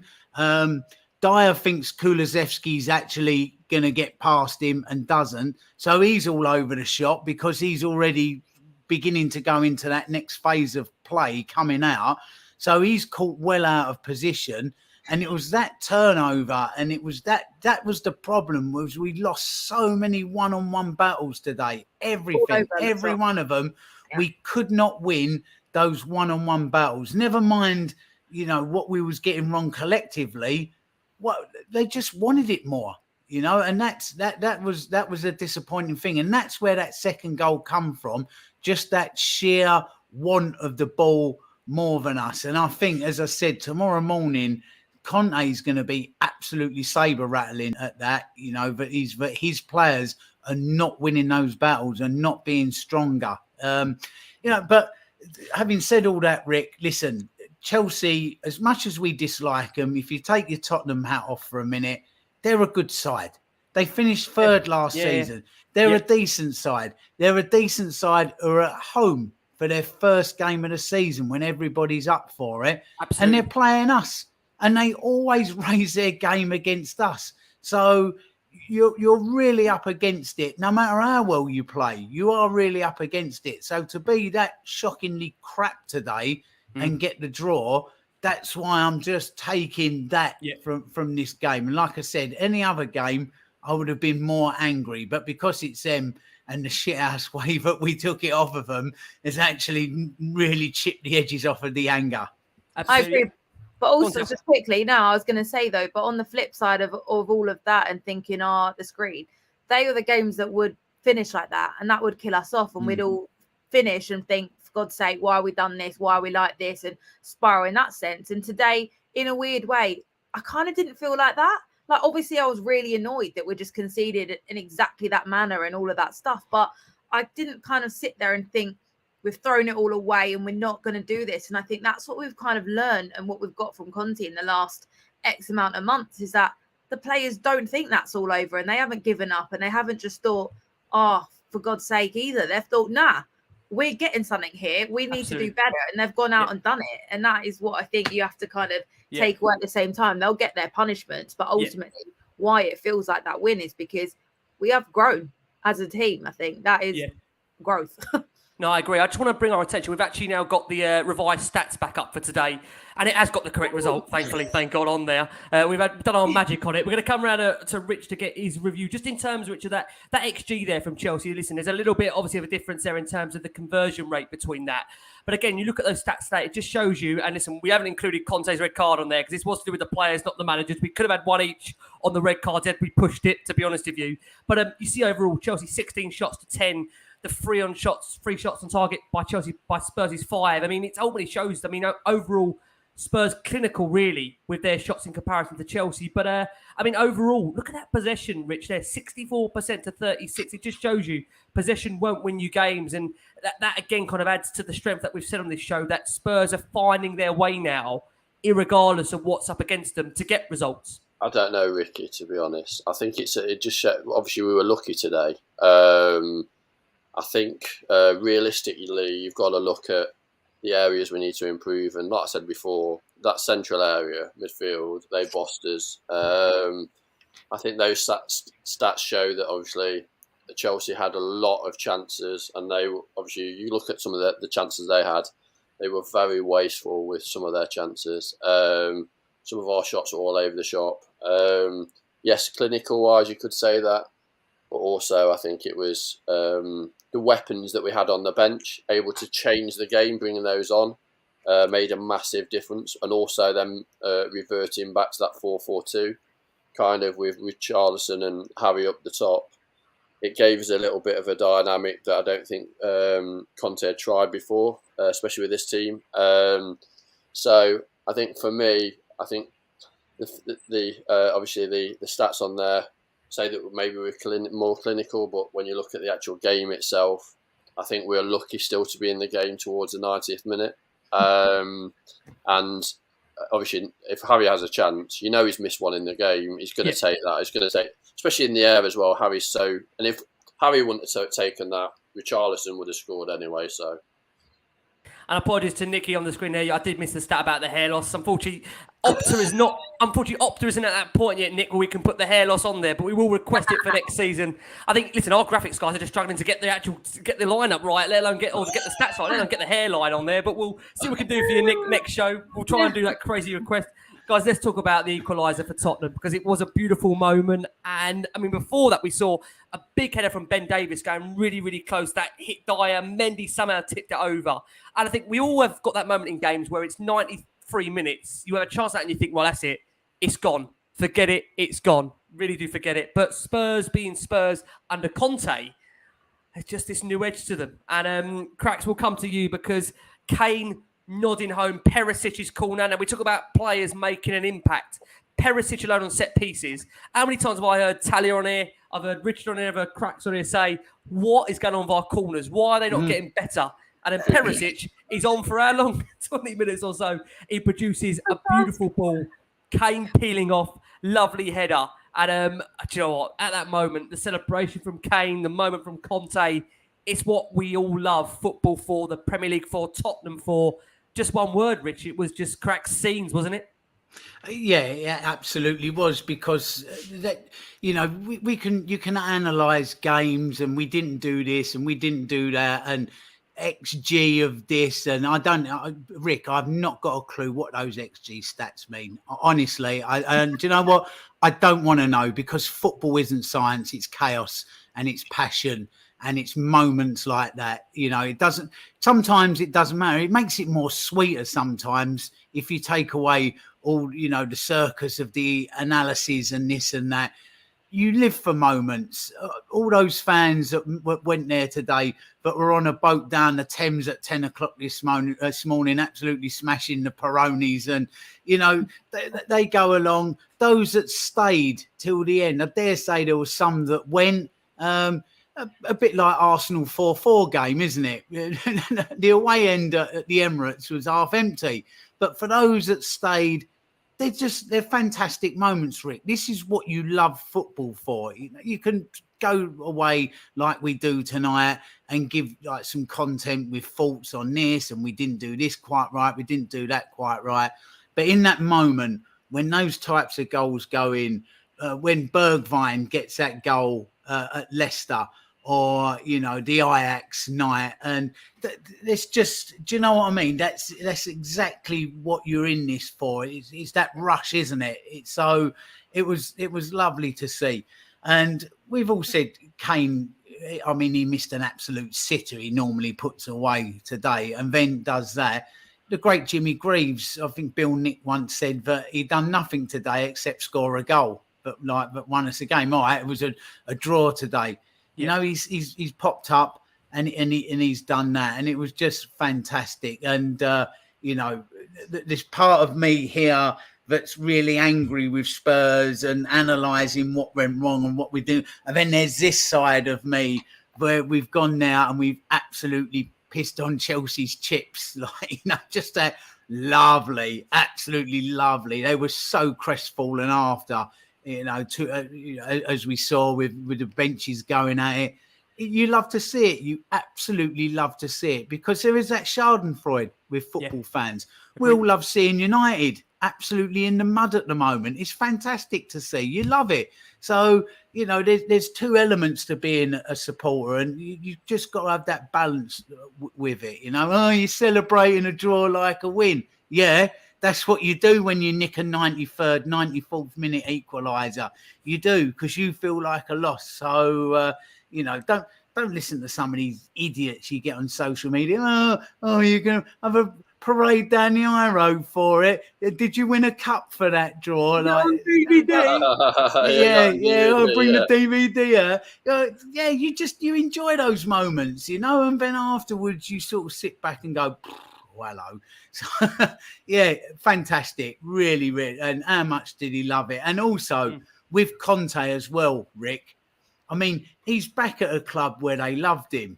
Yeah. And he just that reaction. Today, he's like, and not anymore. Not anymore, mate. He's fully coys, and he is absolutely 100%. Cut him open like Brighton Rock, and he's got coys written right through the middle of him now. So he's done. Thank you very much. Well, there's no Chelsea reunion, that's for sure, coming back now after that. That reaction was just phenomenal. I mean, let's go over to Tal, then we'll go to Rich. Tal, just the magnitude of how big that goal is for Harry Kane, because we talk about Kane maybe in the big games not stepping up for Tottenham. Listen, let's be honest about it, today wasn't one of his greatest games. But listen, last season, City away, today, Chelsea away. We talk about Harry Kane maybe being the big difference for Tottenham on big occasions. These are the games he needs to score at. And again, he has delivered, performance aside, but he's delivered at all when we need him most in a game like that, as late as that, Tal. Yeah, I mean, look, it's baby steps. It's not a massive stride. I think that what the stat was, whenever it was, is that, not scoring in semi-finals, finals, all that stuff is, he is our main goal scorer. Look, thank goodness now with Sonny and Decky and everyone else, the goals are spread out. But if your goal scorers can't score, you can't win football matches. So they've got to get on the score sheet. And that is why it's so important for him to be there on the big games. Because if he's not, that unfortunately means that our chance of winning the game are cut quite a lot. So no, it was great that he was on there today in August as well, where he doesn't tend to score. I thought he probably hated the fact that we started a week early as well this year. It's like, fucking got another week of August to deal with. But no, look, he's on the score sheet. Whoever it was, it wouldn't have mattered, It's if you could bottle up that feeling, people will be millionaires, It's such an amazing feeling to roar and experience that live, and just even through the TV, like, it is just such an elated feeling. And exactly as Cracker said as well, it's not about celebrating a draw or a win or a lose. It's that your club have just scored in a 95th, 96th minute, against one of their biggest rivals in a game and a fixture that you don't normally score in, or let alone actually get a result out of. That is amazing. I mean, you should celebrate any goal, whether it's 6-0, 7-0, 1-0, anything, no matter who it's against, right? That's the point of following your club. But for Kane to get a goal at Stamford Bridge and give us the point is amazing. And look, if you didn't celebrate that, then do you even support Tottenham? Because Agreed. that is not normal, guys. It was absolute scenes. And we've got to come over to Rich. I mean, Rich, got to get your thoughts on Harry Kane, but also, I mean, afterwards, listen, the coming together of the two managers at full time. To be fair, I thought Tuchel looked like the aggressor out of the two. You know, Conte kind of offered his hand. Tuchel very, very looked frustrated and furious for Conte maybe not looking him in the eye at full time. But I mean, listen, firstly, let's unpack it. We'll start with Kane's goal and just, Richard, the timing of that for Tottenham. It can already be such a big point in our season, already second game in. It changes the narrative that Spurs, our same old Spurs, can't deal with the hype of going to Stamford Bridge, big venue, Kane scoring another big game. How important is that mentally as well, Rich, along with the result? Yeah, Talia mentioned it earlier about it's obviously 4 points that we didn't win last season. And also that last season we didn't score a goal against Chelsea. And Kane scored in August. I must add that as well. Kane scored in August. And Kane it scored was in broken, August. but, you know, only once, I think. So take it.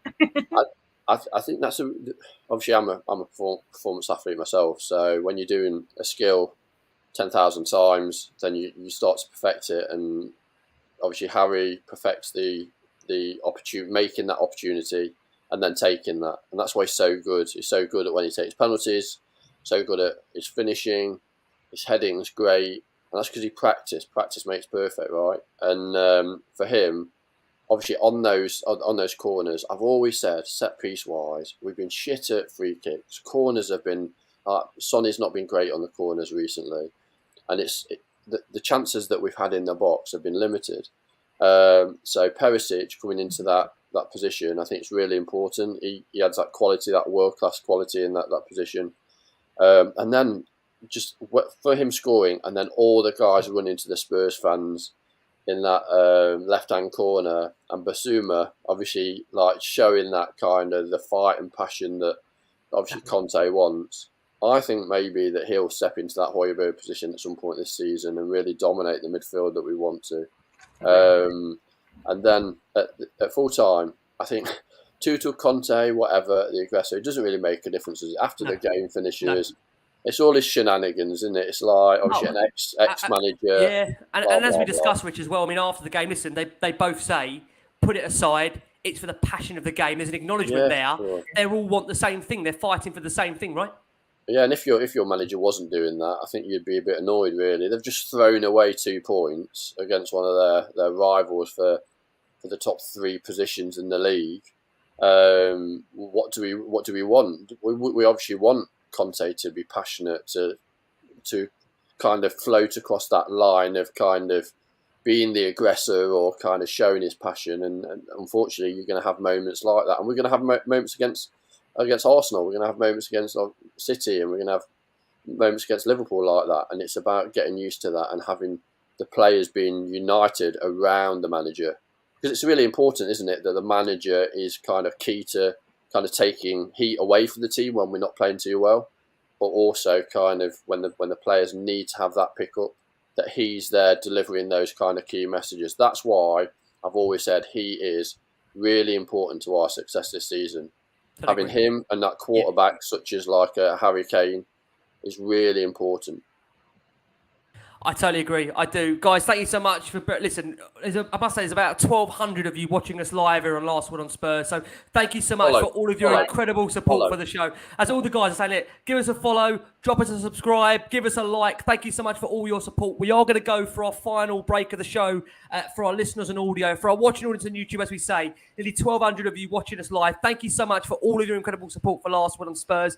We are going to do a little bit about the player performances today, because I'm acutely aware, a lot of some of the performances that everyone wants to speak about was those that come off the bench, the likes of Basuma, the likes of Richarlison. Before we do, believe it or not, we've had in a whole host of listener questions. Now, I joked with Crackers last week. I said, Crackers, when Spurs win, we only get about 4 or 5. We got 18 through the last 2 hours, so we've typed a few up. We'll read some of these out.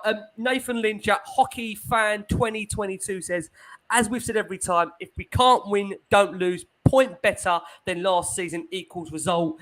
Darren Blake says, I love the fight back, but I feel something was missing from our team today. Sometimes I feel like we bypass the midfield and go straight to Son, but good subs helped, and I love Romero. So glad he's in our team. And I must say, for anybody that's going to come off this and watch Match of the Day, just go and check out Christian Romero at 2-2. His reaction. It's incredible. Honestly, I love it. this guy, I don't know how this guy's not been sent off for a shit.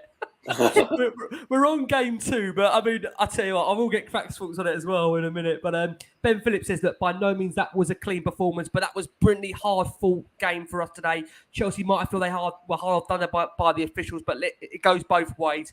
We needed that Kane off and running for the season. How big will that goal be for the team? And we've touched upon that. Jordan Hussein is watching us live here. Jordan, thank you so much. Jordan says, great to come away with a point. However, really disappointed that we stood off the first half. Why can't we press and show that grit from the start? And listen, I hope, Jordan, Conte's watched that today and thought, you know what? That's what we've got to improve on for next game. We can't be relentless. We can't hold up here. We've got to be relentless. We've seen there's an opportunity for Tottenham this season that if they continue to show this mentality, as we've seen today, they can go and score late goals. They've got the capability of beating anyone. And I have to remind everyone today, that's a really poor performance from Tottenham. A really poor performance, and they've gone away to Stamford Bridge to a chairman that's there, a new chairman, to new signings that are there, and they've got a point. And this is with Spurs, also a team in transition where they've introduced 6 new signings into the squad, soon to be 7 with Destiny Adugi, who will obviously go back on loan. But listen, Mark Jarrett says a draw and goals at Stamford Bridge, clearly significant progress. I hope the panel will agree. Drew Wilton says, are the panel concerned about the space we gave them for Reece's goal? I think we all discussed that tactically wise, could have done better. So thank you so much, guys, for all of those questions. But guys, player performances, and we're starting with Romero. So Cracks has come to you. Listen, there were some really strong challenges from Romero overall.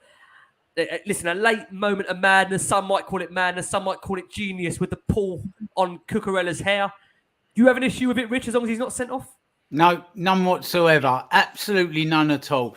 Do you know who Romero is at school? Do you remember the kid that used to go round and go behind, like get on all fours behind somebody, and then somebody, you'd get pushed and then they'd fall over? That's Romero. He's that kid that always got on all fours just behind the legs, behind the calves of somebody, and his mate pushed, and then they go backwards, fall over. That's Romero. He's a pest. He's a pain in the arse. But along with that, Rick, technically, he's absolutely incredible. He is brilliant. He's such a great, honestly, his timing, his positioning. He's a great, great defender, but that malevolence he's got as well. It must absolutely drive opposition players insane. I bet there's so much that goes on that you don't see as well. I bet there's the pinching at corners and just grabbing people, and there's so much of it must go on. I love him, absolutely love him. He's a Rolls Royce of a defender. He really is. There you go. Romero, the bully at school who didn't give a care and caused havoc, absolute havoc. Yeah, but he was also, he might have been the school bully, but he was like straight A in his lessons as well. He's the genius kid. You know, you get these genius kids that become disruptive because it's too easy for them.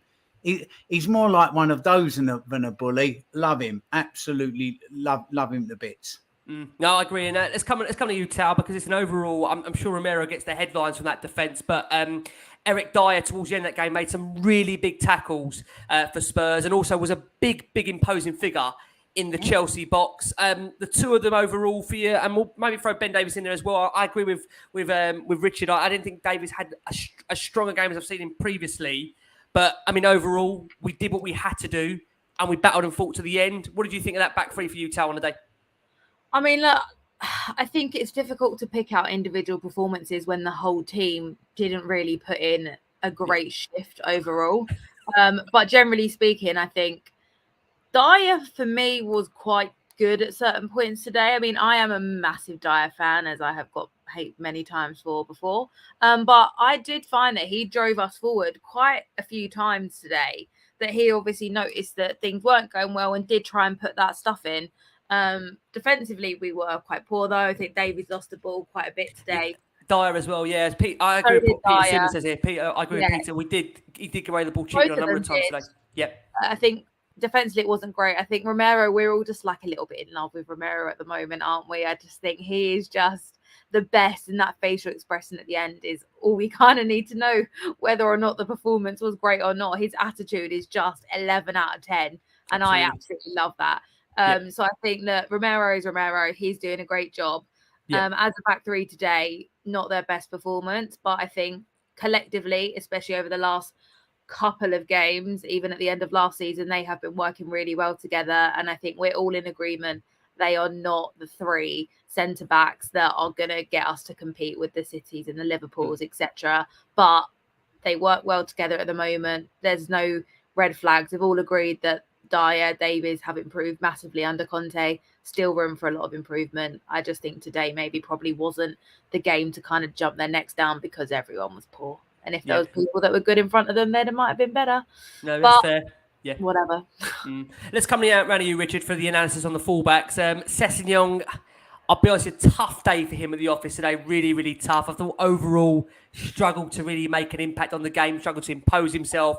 I felt we had a lot more composure once we saw the introduction of Perisic. I think him coming on obviously made the difference, of course, working really hard down that left-hand side. And it was obviously his corner that led to Harry Kane bringing Spurs level. Emerson, I mean, listen, I think I've always said Emerson. I think defensively, never really a massive problem for me, but going forward doesn't really offer you much. I mean, Richard, overall, I mean, again, still that issue with crossing. Overall, Richard, how concerned were you with the fullbacks that started the game and then obviously Perisic finishing strong for Tottenham when he came on? Yeah, poor. I think most Spurs fans, when Conte said the wing-back positions are key to, obviously, Tottenham's attacking threat, then look at obviously Sessegnon and Emerson and go, what's going on here? I just think Emerson's crossing ability, it's really poor. You don't know if it's cross or a shot. I think against the Southamptons and the Evertons of this world, I think he'll play well, he'll be effective. But in those against those better teams, it's going to be found out. I personally would sell Emerson. I don't think he's got the ability to upgrade at all. I see the same kind of mistakes that he was making last season. Today I was seeing lots of lateral passes and like passes backwards from our back three, back five, and I just felt it didn't do us any favours at all. It didn't give Ryan any kind of zip to go forward and kind of be more effective in the attacking third. He was pushed back far too much. I felt Doherty probably would have played better today, and I'm not a massive fan of his either. I think he would have been more disciplined. I think he would have offered something slightly different. Do you have a worry, just sticking me, Rich, do you have a worry that right-hand side is a big problem for Tottenham generally? I mean, I look at us and I think generally that right-hand side is the weaker area of our squad, where I think if teams are going to target us, they're going to get a lot of joy down the right-hand side. Do you agree? Yeah, I think so. And probably that's what teams are looking at. They're looking at obviously the strengths and weaknesses of the team, and they're looking obviously from the game today and saying, look, if you nullify that threat from Kane, you kind of stay really tight on him. You can't turn to kind of set Sonny free, but also just say, look, you're going to have a lot of joy down that side because defensively and attacking wise, I feel whoever plays in that position, whether it's Emerson or Doherty, they're not great defensively, to be honest. I think if we're talking about the money that we've got available for players, why don't we go out there and get a Rolls Royce right wing back? Why don't we do that? And then why don't we get that centre back we need? And why don't we get that attacking midfielder? Look, let's go for it. Let's actually see that we're obviously lacking behind in these areas and go and get that 50, 60 million pound player. Just go for it. No, I think we've said before though as well. Sorry, just to interrupt. Like the fullback positions are so key to being successful with Conte, and that you look at Reece James today. Not even his goal in that, but some of the balls he was putting in the box was absolutely incredible. I think also the effort. Where he didn't score. Well, I think Sky gave him man of the match today. I think overall he was a lot of people's man of the match today. He was really. You got him, Cancelo, like Trent, all those kind of players. They are like top tier players. We need those. We need them. Defend whatever. Yeah. you know, the mediocre players that we have available in those positions are exactly that. They are mediocre. And us comparing Doherty and Emerson is an apple and apple, you know. They're nowhere near the bananas or whatever. They're completely different. They're just not at that level. That was a shit analogy. I'm sorry. I love it. We're going fruit-wise now on Last Word on Spurs. Who says we don't craft out, I tell you. But I mean, in all this, Spence is not. I mean, obviously at the moment, Spence. I don't know. I mean, Crackers to bring you in. Spence at the moment, not in the squad today. From what we're led to believe, that's purely because Conte doesn't want to have essentially 4 wing backs on the bench essentially. And again, he wants to have more of a balanced squad there, according to Football London. Do you have a concern, Crackers, for you that Spence yet to feature for Tottenham? I mean, when will he get his opportunity? Do you think it's going to be to, again, a team that are going to be more of a lower league team, or do you think you trust Conte to get it right when to bring him in? Is it still too early in your opinion? He sees him in training every day, Rick, and you know, he might well have been smashing it up a bit in the Championship, but wow, coming up to the Premier League isn't a step up; it's a mountain climb. You know, Rich, I've seen Spencer with Forest, and he's far better. He's far better than Emerson. Like every game I've seen, like faster. He's fearless. Takes on players. I think Emerson is not necessarily surge kind of vulnerability in the box, but he's definitely kind of, he doesn't offer anything going forward. To be honest, I mean, Emerson may not be the answer, Rick, but then Spence might not be quite ready. Cracks, do you think it's a trust thing? You know, Spence has to earn his trust very early on to then be able to be put into that 11. I mean, that's the feeling I get with the squad last week. It was an unchanged 11 from a side that one got the club. Exactly, yeah. He may be getting him ready to get him chomping at the bit. You don't know what his fitness levels are like, really. You might not see that he's quite there with his fitness yet. He might on the training pitch. I mean, I know he was a big, you know, quite a big Charlie Big Bananas. There's bananas again when he was at Forest, but now, you know, he's come to Spurs. It's a whole different level. Absolutely, it's off the scale different. So you've got to trust Conte. Yeah. You've got to trust Conte on this. And Emerson isn't the answer. Yeah. Maybe Spence is just not seeing at the moment. He might not be seeing it with Spence. So, but look, there's still a couple of weeks of this window. And as we've been seeing with Barcelona, they had players that they couldn't get registered. They're all over the place with finances at the moment. There's a lot of teams in Europe at the moment that I think have got to shed some players for financial reasons that need to go. And Spurs are an attractive team to come to. I mean, there's players at Barcelona, they're not getting paid their wages and told that their contracts are null and void, and other players at other clubs. There might be somebody who is absolutely the answer that drops into our lap late in the window because a club has to get rid of them. So let's see where we are at the end of the window. No, poor from Emerson going forward today. Do you know, there's something in Emerson. I've said to you before, Rick, haven't I? I can see there is a player in there, but it's getting that out of him. It's just, I don't know, it is in there. But it just looks like it's impossible to get it out of him. Things we keep saying this, and Conte he's an athlete as well. Look at him; he's an athlete. I mean, Conte. We keep saying this, but Conte keeps picking him. He's picked him today for Stamford Bridge, arguably one of the toughest places to go, and Conte still fancies him. I mean, just to come on to the. Who's he going to pick ahead of him? There's no one. I think Lucas is better in that position. Well, I mean, listen, we saw Lucas today end up as a right wing back at one point. I think Lucas was backup though. But again, like if he's got really serious doubts over Emerson, he's got Lucas that can play. You know, he's had Lucas that can play there. I mean, dare I say, Perisic? You can even switch him around on the other side to play there. We know Perisic can also play on both sides of the flank. So again, he's got that as an option. I mean, Bentancur, I think today probably I went on him. I went obviously hard for him last week, and I thought he was unbelievable last week. I think today. I just think he struggled with the momentum of that first half, the way that game was going. I think we got massively overrun in the midfield. And the thing is, listen, you're not going to be able to play well every week. That's football. You can't give 10 out of 10 every week. But listen, again, it was his tackle that did kickstart Spurs' move to get a goal, right? So, again, can we be too critical of Bentancur? Thing is, Rick, no player is an island.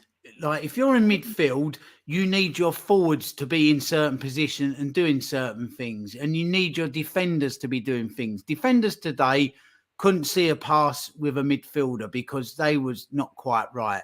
So that's why they kept turning back. And then when the midfield did get the ball, they were overrun and they couldn't pick the pass into the front, which meant the front looked bad.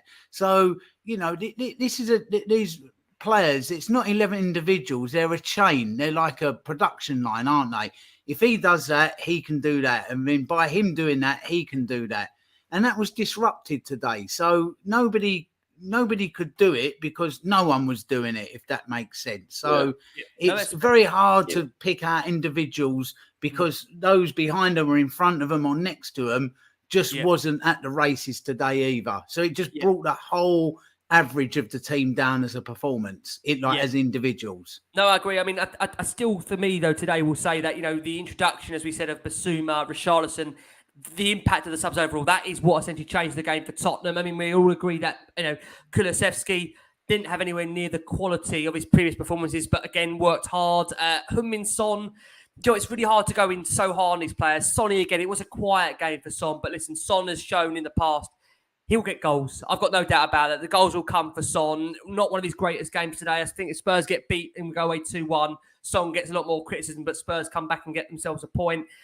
Very quickly on Richarlison, guys, before just to give someone some confidence, TTID, we have got a shit quiz lined up. It's a debut for Richard Whitehead and Talia Coren on this, and it's unfortunately, you know, it's not like pointless, guys. I must say it's not pointless, but it's as good as pointless with the prizes, crackers. With the prizes. It really is pointless, Rick, but not in the vein of the BBC One show. I just saw Talia Richard's faces drop there when I said it's just not as a level of pointless. I have no common sense, guys. I am very intellectually smart, but I've got zero common sense. So if this is on common sense, I'm gonna just decide to leave before I embarrass myself on the internet. The delight now of hearing there's a shit quiz coming. I think the guests are more scared and the audience are loving it. So looking forward to it. We are going to close it with a shit quiz. But before we do, Richarlison, let's go to Cracks on it. Cracks, how impressed was you with Richarlison's entrance into the game, his introduction overall?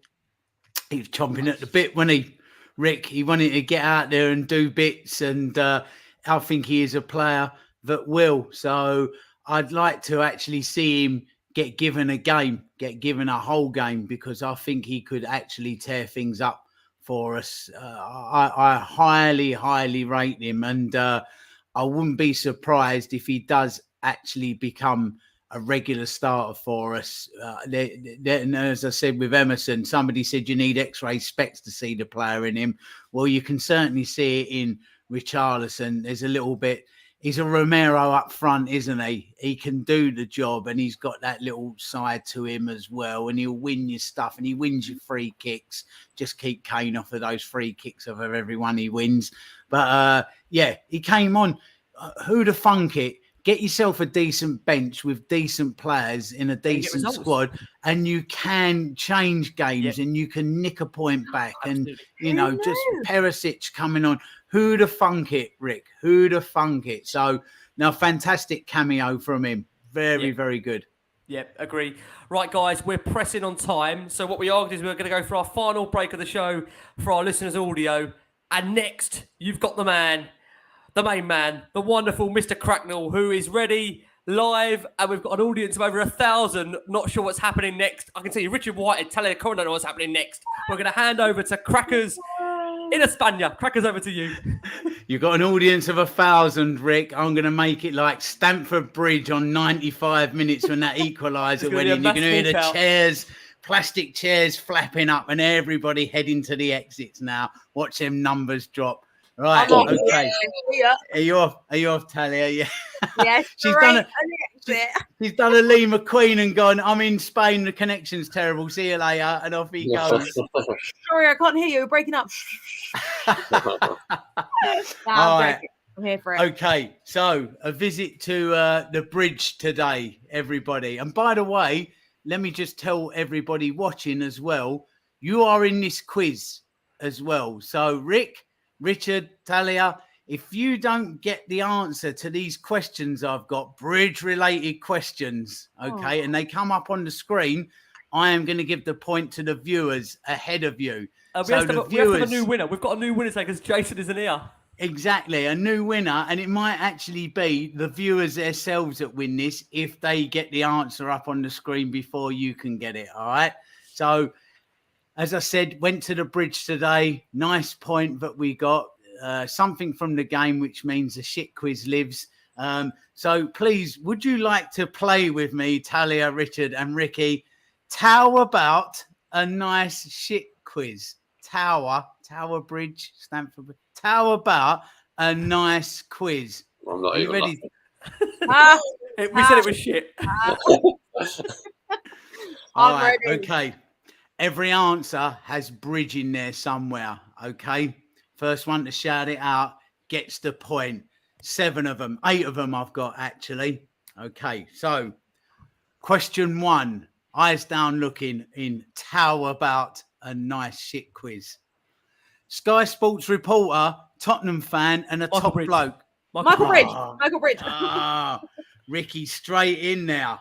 Straight in. Oh, look at that. Kaelin, very, very nearly. He typed it nearly as quickly as you said it there. Well done. Okay. Question 2. Played as a striker in the mid to late 90s for Sunderland and Leeds. Oh, yeah. Michael Bridges. Oh, Michael Bridges. He's in there. Ricky's on fire tonight. He's absolutely on fire. It's a long day. Quick Ricky Bentancur. Number 3. An American actor who won an Oscar for his role in Crazy Heart in 2009. I've got no clue on this. He's going to come up in the answers here. An American actor. Don't forget Bridges in the answer somewhere. American actor. Jeff Bridges. Well done, Richard. Well done. Talia's just given up. I think she's switched off. She's listening to Blue All Rise or something. Yeah, she's on. Ask Siri. All right. Number 4. Put a bridge in it. Yeah. I bet Wayne Bridge is one of them, right? What's the next one? Well, I'll go Wayne Bridge. You'll have to see. Number 4. It spans the Thames with famous rising bascules. The River Thames. It spans the Thames with its famous rising bascules. London Bridge. No. Tower Bridge. Tower Bridge. Well done, Rich. Well done. So 2-2. It's currently 2-2. I'm going to win. It's happening. Yeah, you got it. Get the next 4 and you do. All right, here we go. Michael Bridge. A 1982 UK chart hit for Kim Wilde. That wasn't even... Under the bridge. No. Over the bridge. No. I think the viewers are going to get this. It's in. No, Darren Smith. No. No. Anybody? No. No. Nobody's got it. No. Last chance. Under the bridge. 1982 hit for Kim Wilde. It's the big view from a bridge. There it is. Oh, lethal 27, just ahead of you, Talia. Well done. So there's one for the viewers. Unlucky. For God's sake, lethal 27. Just ahead of you. All right. Okay. Number 6. Netflix series set in the Regency era of London's. Wow, that was quick. I'm not embarrassing anymore. I got one. So at the moment, Ricky 2, Richard 2, viewers 1, Talia 1. Okay. What's there to go, Rich? There's 2 more to go. 2 more to go. Number 27 to go, Rick. Number 7, last but one. Stay on for the Wolves price match analysis. A 1970s hit for Simon and Garfunkel. Bridge over troubled water. Yes, Richard. Well done. Look at that. Coming from behind. Coming from behind. Got a last one. Last one. Are you ready? Wayne Bridge. No. I knew you were going to say that. Stadium where Tottenham made Tuchel cry today.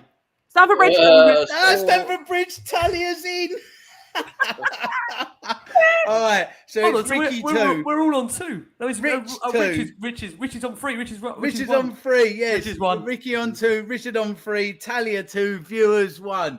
There you go. Thank you for playing. Fair How play. about a nice shit quiz? Well, Good stuff. There you go. trust Really Richard Whitehead to well come on and win, such as his record. There you go. The wonderful Richard Cracknell. Richard, thank you so much, Crackers, for that closing quiz. Guys, listen, thank you so much for all your support for Last Word on Spurs. Tal, it's been an absolute pleasure having you back on Last Word on Spurs. Where can everybody find your wonderful views on Spurs? At Talia Coren, come tweet, see the absolute boring or wild opinions, I have to say. Naming players after fruit, that's who I am. So yeah, come join the ride. Let's go. I love it. And listen, Tal will be with us every step of the way on Last Word on Spurs. We're getting her back on obviously a lot this season. We love her views. And let's see if she's on for when Matt Doherty plays. That's always going to be interesting. She had to review Emerson today. So listen, you can't have everything on Last Word on Spurs, but we try. The wonderful Talia Coren. Tal, thank you so much as always for your time and finding the time for Last Word on Spurs. Richard Whitehead, love you back on Last Word on Spurs. Rich, what's going on in the diary? Anything you want to let us know about what's happening? So we've got London Marathon, New York Marathon, Great North Run. I've got a charity event next week at Dorney Lake called a Superhero Triathlon I'm doing for my foundation. Just busy. Find me Marathon Champ on Twitter or Richard Whitehead on Instagram. And also, I'm the Quality Diversity Officer for Spurs and Spurs Ability. So Fantastic, brilliant. I'll be around the ground a lot more this year. Amazing. We're looking forward to that, Rich. And I say we'll keep updated with that and get you back on Last Word on Spurs for those developments. Thank you so much as always for your time, Rich. Always a lot easier when Spurs give you a positive result like that to close the game. Honestly, brilliant. And to the man who designs, who produces, who edits, who scripts the wonderful shit quizzes, who's been with us through every step of the way, Last Word on Spurs, who's been with us so much this season, got so many more to come. Crackers, mate, thank you so much always for your time. Always loving it. Thank you so much. Thank you, Rick. At Mr. Cracknell, by the way, I am on across the social medias, but I am actually Romero owns Cucarella's wig on Mumsnet. And that's been my name on there for 5 years. I must have known something, mustn't I? So, just a little bit. Yeah, that's where I am. But Rick and everybody tuning in as always. I mean, 1,200 people, just mad, fantastic, crazy, brilliant, yep. And all over the world as well, which is just fantastic to see. I love to see it. Yeah. I love to see it like a Harry Kane 93rd minute equaliser. 94th, it's better. It's not. It's not in 5th, not in 6th. I thought it was the 6th. The great thing is, we end Match of the Day 2 starts, so go and watch it all again and enjoy it in its full. But honestly, for the wonderful Richard Cracknell, you can catch Rich's dates for all of these September gigs on our audio version of Last Word on Spurs. We've got that playing in there, so make sure you go and check some of those wonderful Legends Night Richard's got coming through September. Some wonderful nights there. Please go check them out. From the brilliant Richard Whitehead, like I say, Rich now, he's with Tottenham. We're going to get him more on Tottenham, so love to have Richard on here. And to wonderful Talia Coren, keeping it real. Not Doherty today, but Emerson, the fruit and the game. What more can you want? From all of us here, please, guys, keep safe, keep well. And as always, come on, you Spurs.